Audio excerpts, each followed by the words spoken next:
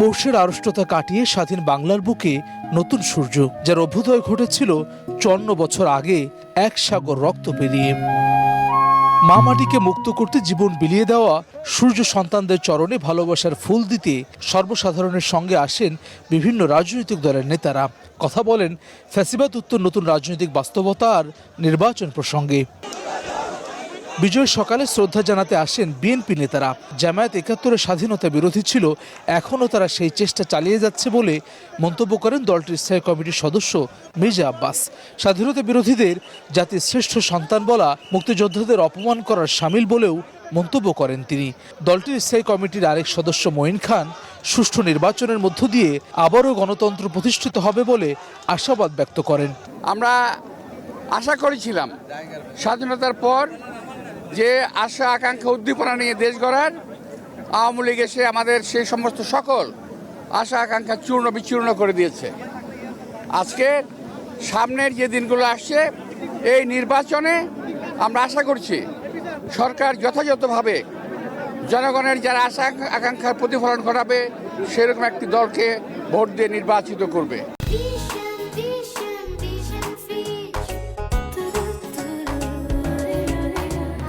গণতন্ত্র আগামী একটি সুষ্ঠু নিরপেক্ষ নির্বাচনের মাধ্যমে পুনঃ প্রতিষ্ঠিত করব ইনশাআল্লাহ। একে একে স্মৃতিসৌধে আসেন অন্যান্য দলের নেতারাও। জাতীয় পার্টির মহাসচিব শামীম হায়দার পাটোয়ারি বলেন, সরকার দুর্বল হচ্ছে, পক্ষান্তরে মব শক্তিশালী হয়েছে। আর পাতানো নির্বাচন হলে অংশ না নেওয়ার কথা জানান বঙ্গবীর কাদের সিদ্দিকী। কমিশনকে, মুক্তিযুদ্ধের পক্ষের রাজনৈতিক দলগুলোকে এবং সচেতন দেশবাসীর প্রতি আহ্বান জানাবো যে মুক্তিযুদ্ধের বাংলাদেশ যাতে পথ না হারায়। ৭১কে ছাড়া কোনো রাজনৈতিক আদর্শ হতে পারে না। যারা ৭১-এ বিশ্বাস করবে না তারা বাংলাদেশকে ভালোবাসে না। যারা ৭১কে বিকৃতি করছে তারা বাংলাদেশকে বিকৃতি করছে।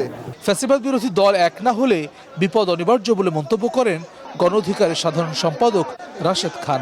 কাঙ্ক্ষিত বাংলাদেশ প্রতিষ্ঠিত হয়নি মন্তব্য করে এবি পার্টির মহাসচিব ব্যারিস্টার ফওয়াদ বলেন, মুক্তির লড়াই অব্যাহত রাখতে সবাইকে ঐক্যবদ্ধ থাকতে হবে। ফ্যাসিবাদ বিরোধী শক্তি রয়েছে, আমরা যদি একতাবদ্ধ না থাকি সেক্ষেত্রে কিন্তু আগামী নির্বাচন এই সরকার যতই চাক না কেন বা নির্বাচন কমিশন যতই আন্তরিক হোক না কেন, তারা কিন্তু সুষ্ঠু নির্বাচন জাতিকে উপহার দিতে পারবে না।